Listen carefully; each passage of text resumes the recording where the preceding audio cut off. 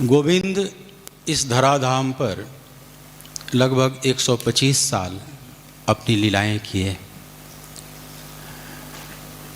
उन लीलाओं में जितने भगवान के जो परिकर कह सकते हैं, सबसे अधिक जिसने सानिध्य पाया वो है अर्जुन।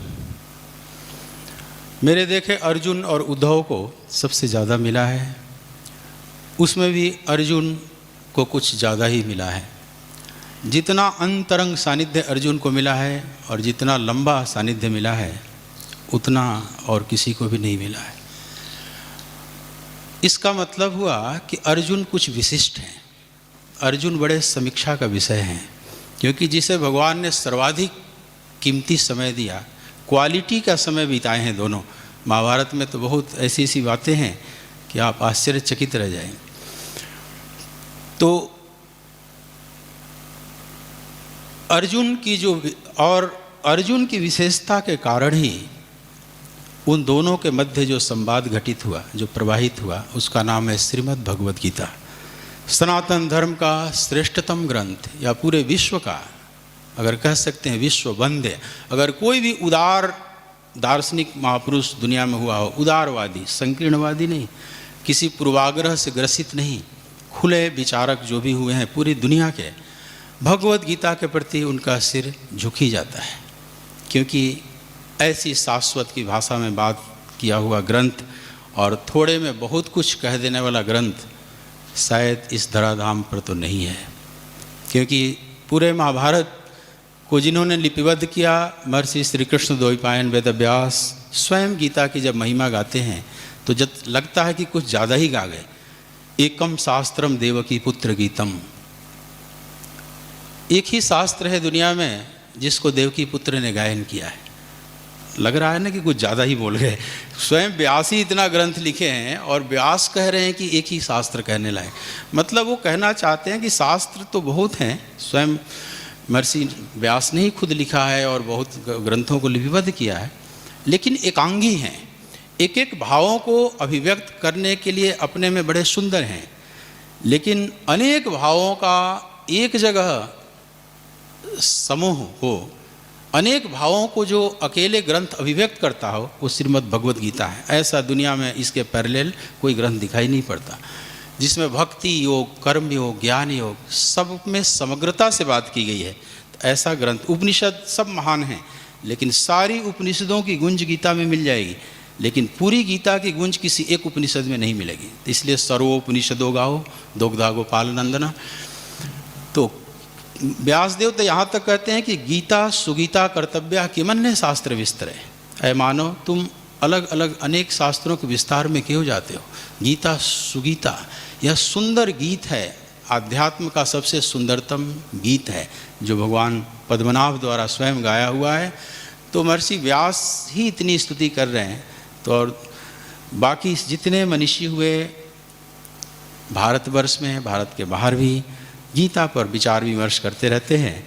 तो इसमें कृष्ण तो है ही, उनकी महानता की तो कोई बात ही करने की बात नहीं है, लेकिन सामने कोई होना चाहिए ऐसा जिज्ञासु, ऐसा मुमुक्षु, ऐसा पिपासु और ऐसा योग्यता वाला, जहाँ से वो ज्ञान गंगा प्रवाहित हो। भगवान कृष्ण उस ज्ञान गंगा को प्रवाहित करने के लिए उचित पात्र ढूंढ रहे हैं, और वो पात्र मिले अर्जुन। बिना अर्जुन के गीता प्रवाहित नहीं हो सकती थी। गोपियाँ खूब महान हैं, गोपियाँ बहुत प्रेमी हैं, सब ठीक है, लेकिन गोपियाँ प्रश्न नहीं उठा सकती, गोपियाँ तर्क नहीं कर सकती। लेकिन अर्जुन ने तो ऐसा तर्क किया है। उस गीता के सौंदर्य पर जरा आप देखें। अर्जुन ये नहीं कि जो कृष्ण कह दे रहे हैं उसको मान ले रहे हैं हूबहू, ऐसा नहीं, भयंकर तर्क किए हैं, भयंकरतम। आप देखेंगे प्रथम अध्याय में भगवान, दूसरे अध्याय में भगवान ने बहुत कुछ बातें बोल दी, चोटी तक की बात बोल दिया, स्थित प्रज्ञ तक की बात कह दिया। लेकिन तीसरे अध्याय के प्रारंभ में ही अर्जुन सीधा आरोप लगा देते हैं कृष्ण पर और कहते हैं कि आप व्यामी श्रेणे वाक्य न बुद्धि मोहे शिव में। गोविंद, कभी तो आप ज्ञान की प्रशंसा करते हैं, तो जब आप ज्ञान की प्रशंसा करते हैं तो मुझे इस भयंकर युद्ध रूपी कर्म में आप क्यों झोंक रहे हैं। ये भी तर्क बड़ा सुंदर लग रहा है। युद्ध तो देखने में बड़ा भयंकर लगता है। कर्मणि घोरे माम नियोजसी केशव, इस घोर भयंकर कर्म में मुझे क्यों नियोजित कर रहे हैं हे केशव, और मिले हुए से वाक्यों से आप मेरी बुद्धि को भ्रमित कर रहे हैं।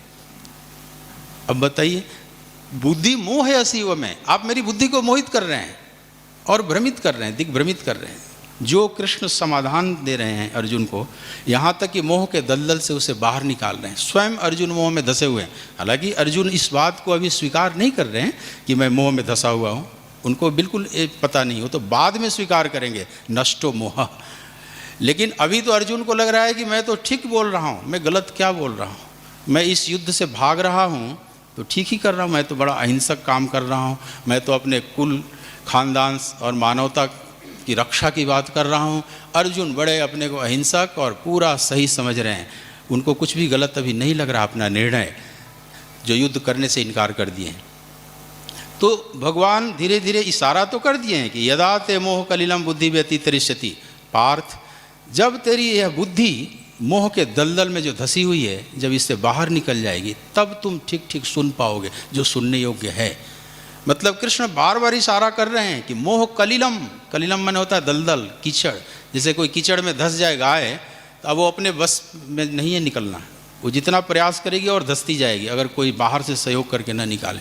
तो मोह का दलदल इतना भयंकर है, मानसकार भी, मानस में तुलसीदास जी भी लिखते हैं, मोह सकल व्याधिनकर मूला। मानस रोग की जब बात पूछा है काकभूषण से गरुड़ ने, तो पहला ही कहते हैं कि मोह सकल व्याधिनकर मूला। जितने मानसिक व्याधि, मतलब जितने कुल साइकिक सिकनेस हैं, उसमें सबसे नंबर 1 का गिनाया है मोह सकल व्याधिनकर मूल, पुनिते ही ते उपजहि बहुसूला। अगर ये जिंदा है, मोह जिंदा है, तो बाकी विकार फिर से उत्पन्न हो जाएंगे। तो ये मोह भी एक बहुत बड़ा समीक्षा का विषय है। और भगवद गीता में पूरा इसी मोह कलिलम में अर्जुन धंस चुके हैं। लेकिन जो धंस चुका है वो स्वीकार नहीं कर रहा है, उसको अभी नहीं लग रहा है कि मैं मोह में धंसा हुआ हूँ। उसको तो लग रहा है तो मैं बड़ा धार्मिक हूँ, मैं तो बहुत विवेकी हूँ, मेरे तो सब आईने की तरह साफ साफ में शास्त्र है, तो बहुत तर्क। तो तीसरे अध्याय का प्रारंभ का जो 2 श्लोक है, आप उसमें देखेंगे तो अर्जुन कृष्ण पर आरोप लगा दिए, स्थित प्रज्ञ तक की बात कृष्ण कर दिए दूसरे अध्याय में, और तुरंत आरोप इतना भयंकर कि आप मेरी बुद्धि को मोहित और भ्रमित कर रहे हैं, आप कुछ भी ठीक ठीक नहीं बोल रहे हैं कृष्ण। तो मेरा कहने का यहाँ भाव ये है कि अर्जुन ऐसे हैं जो पूरा जुझारू हैं, कृष्ण से तर्क वितर्क सब कर रहे हैं, और इस पर कृष्ण नाराज नहीं हो रहे हैं। कृष्ण चाहते हैं कि ये तर्क हो, ये भयंकरतम तर्क उठावें अर्जुन, तभी तो ज्ञान गंगा प्रवाहित होगी। एकदम भोले वाले जो भक्त हैं, जो केवल प्रेम में डूबे हुए हैं, ब्रजांगनाओं जैसा, वहाँ से भगवत गीता नहीं प्रवाहित हो सकती। उनकी लीलाओं को तो आप गान कर सकते हैं, लेकिन भगवत गीता जैसा शास्त्र प्रवाहित होने के लिए एक मुमुक्षु जिज्ञासु तो चाहिए, लेकिन पूरा बुद्धिवादी, पूरा तार्किक भी चाहिए, जो अर्जुन में वो सब क्वालिटी दिखाई पड़ रहा। वैसे भी जी, हाँ, ये भी बात स्वामी जी सही कह रहे हैं, कुरुक्षेत्र भी चाहिए, तो वो सारी स्थितियाँ निर्मित होती है। और तो तो ये भी ठीक है। हाँ, सब एक ही है, वृंदावन और कुरुक्षेत्र हम अलग अलग नहीं मानते। गोपियों को स्वयं कुरुक्षेत्र में ले जाकर अंतिम ज्ञान का उपदेश दिया कृष्ण ने, जो अर्जुन को ही नहीं दिया है। अगर आप भागवत में पढ़ते हैं तो गोपियों को अंतिम उपदेश जो पूर्ण, जहाँ जीव कोष ध्वस्त हुआ है, वो भी कुरुक्षेत्र ही है। लेकिन हम लोग तो मानते हैं कि चलो वो तो सर्वव्यापी, उनके लिए क्या क्षेत्र। लेकिन कहने का यहाँ भाव है कि अर्जुन की, मैं थोड़ा सा उसकी महिमा पर प्रकाश डाल रहा हूँ कि भगवद गीता जैसा विश्व वंद्य ग्रंथ क्यों प्रकट हुआ। और चूँकि ऐसा एक तार्किक भी चाहिए, और भगवान कृष्ण कहीं नाराज नहीं हो रहे हैं। अनेक प्रश्न उठाए हैं, लेकिन कृष्ण उसको मुस्कुराते हुए लेते हैं। और अंत में जब अर्जुन स्वीकार कर लेते हैं कि मेरा सब कुछ साफ साफ हो गया, अब बिल्कुल रास्ता साफ हो गया प्रभु आपकी कृपा से, अपने बल पर नहीं, त्वत्प्रसादान मयाच्युत, हे अच्युत आपकी कृपा प्रसाद से, और आओ आप कहिए वो मैं करूँगा। तो अर्जुन ने काफ़ी उतार चढ़ाव लिया है अनेक प्रश्नों को, और यहाँ तक कि भगवान ने अपनी विभूतियों की बात किया 10वें अध्याय में, सब कुछ बताया कि मैं ही हूँ।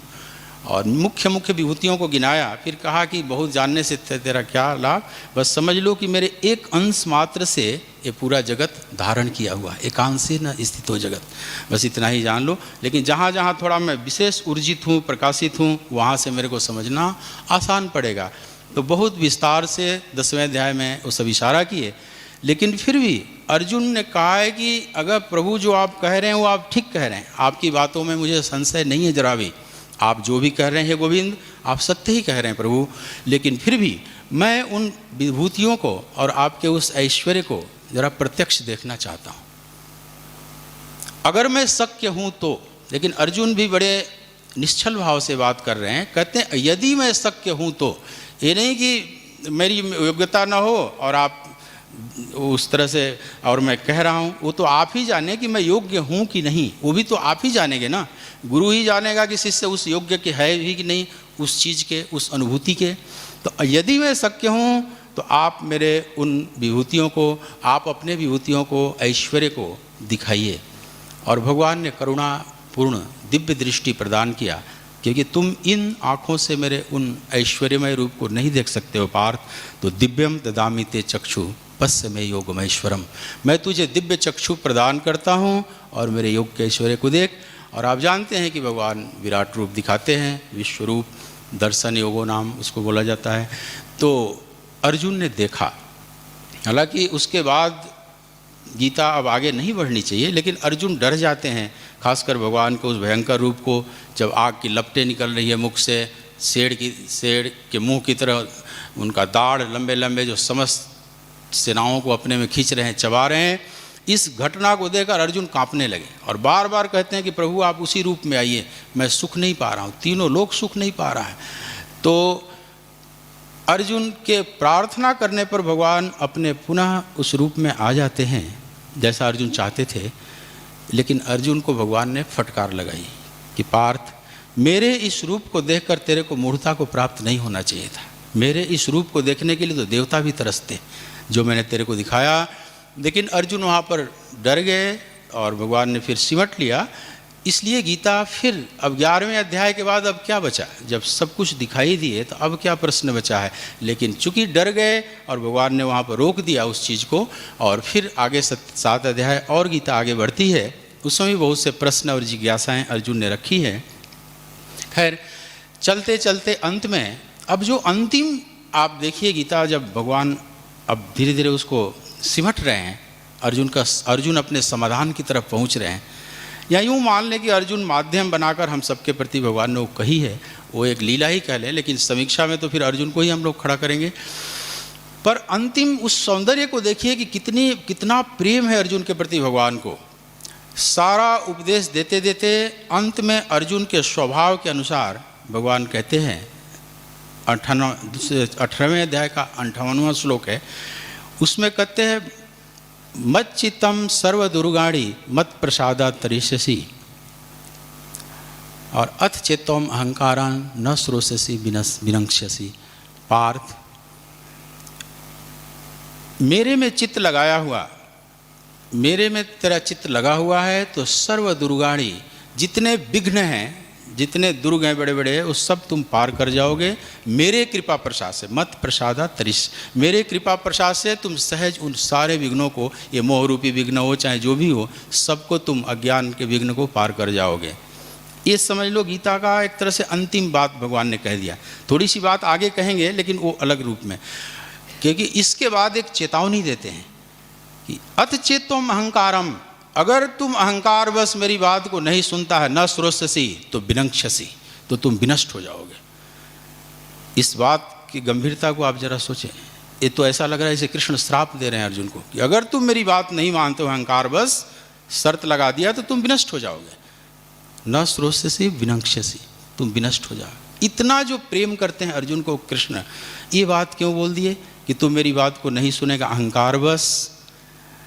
तो ऐसा लग रहा है भगवान, लेकिन इसमें भी अपार करुणा और प्रेम ही दिखाई पड़ रहा है, क्योंकि अर्जुन अब यहाँ पर अभी नहीं बोल पा रहे हैं कि प्रभु मेरा सब साफ हो गया, अब मैं आपकी आज्ञा पालन करने के लिए तैयार हूँ। तो भगवान ने थोड़ा सा एक हिट किया। कई बार आप भी, पिता अपने बच्चों को समझाता है बहुत, और उसके हित के लिए देख रहा है कि इस रास्ते पर चलने में इसका पूरा हित है, इसके अलावा और सब भटकाव है। और कई बार झुंझुला के या थोड़ा सा कड़ाई से ये बात रखी जाती है ना कि अगर तुम ये बात मेरी नहीं मानते हो तो तुम फिर अफसोस करोगे, आगे जान लो। पर भगवान कुछ अपनी तरफ से कोई श्राप नहीं दे रहे हैं, भगवान एक सच्चाई की बात कर रहे हैं। वो सच्चाई क्या है? क्योंकि भगवान कहते हैं कि यदि अहंकारम आश्रित न उत्सेति मन से तो मिथ्ये सब व्यवसायस्ते प्रकृतिम त्वाम नियोक्षति। यदि तुम अपने अहंकार के वशीभूत होकर, यहाँ अहंकार शब्द बार बार भगवान प्रयोग कर रहे हैं। अहंकार माने कि मैं सब कुछ जानता हूँ, मेरे को कुछ जानने की जरूरत नहीं, मैं सब अपना मान लिया। तुम इन अहंकार के वशीभूत होकर अगर यदि मानते हो कि मैं युद्ध नहीं करूँगा, तो ये तुम्हारी धारणा एकदम मिथ्या है, एकदम खोखला है। क्यों? क्योंकि तुम्हारी प्रकृति तुझे लगा देगी युद्ध में। भगवान कोई श्राप नहीं दे रहे, कह रहे हैं कि तुम स्वयं ही विवश हो जाओगे, क्योंकि सारा जीव अपने स्वभाव से विवश है, तुम रोक नहीं पाओगे। तुम कितना भी कह रहे हो कि हमें आज्ञा दीजिए, हम युद्ध छोड़कर चले जाएं, भय क्षम पी है लोके, इस गुरुजनों को, पूज्य जनों को मारकर और ऐसे रक्त से सना हुआ राज्य सुख भोग पाने की अपेक्षा तो मैं श्रेष्ठ समझता हूँ कि जगत में भिक्षा मांगकर, भय क्षम पी है लोके, मतलब जो हमारा छात्र धर्म नहीं है मांगने का, उस क्षत्रिय धर्म को भी त्याग कर और मैं भिक्षा मांगकर जीवन निर्वाह कर लेना फिर भी श्रेष्ठ समझता हूँ इन गुरुजनों, पूज्यजनों, पितामह, द्रोण जैसों को मारकर और राज्य सुख भोग पाने की अपेक्षा। तो अर्जुन जो एक निर्णय ले लिए हैं कि हमें मुक्त कीजिए और मैं जाकर भिक्षा मांग के भी चाहे रह लूँ, ये युद्ध नहीं करूँगा, तो भगवान कहते हैं ऐसा संभव नहीं होगा, क्योंकि तुम्हारी जो प्रकृति है स्वभाव जे न कौन्तेय निबद्ध सर्वकर्म स्वकर्मणा, हर जीव अपने स्वभाव के वशीभूत होकर कर्मों में लगता है।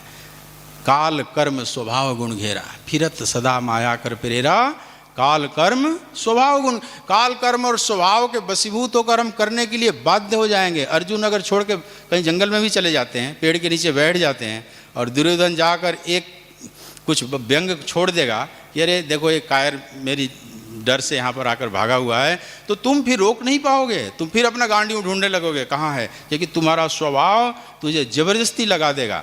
मतलब भगवान इस सच्चाई की बात कर रहे हैं। भगवान कृष्ण कहीं नाराज अर्जुन से नहीं है, लेकिन कहते हैं कि अगर तुम मेरी बात अहंकारवश नहीं मानता तो तेरा स्वभाव तो उस सब करा लेगा जो उसको कराना है, क्योंकि हर जीव स्वभाव प्रेरित, अगर प्रभु प्रेरित नहीं चलेगा जीव, अगर मेरे प्रेरणा से तुम नहीं चलोगे तो स्वभाव की प्रेरणा से चलोगे। दो ही प्रेरक हैं, या तो पूर्व प्रेरक रघुवंश विभूषण, या तो भगवान की प्रेरणा से, या तो अपने स्वभाव की प्रेरणा। तो स्वभाव की प्रेरणा से अगर तुम चलोगे तो विनष्ट हो जाओगे, अगर मेरी प्रेरणा से चलोगे तो फिर तुम सब कुछ पा जाओगे।